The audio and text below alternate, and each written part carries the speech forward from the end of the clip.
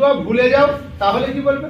খাওয়ার শুরুতে দোয়া ভুলে গেলে এই দোয়া করব, বিসমিল্লাহি আউওয়ালাহু ওয়া আখিরাহু, অর্থ শুরুতে এবং শেষে আল্লাহ তাআলার নাম নিয়ে খাচ্ছি। আমরা কয়জন জানি?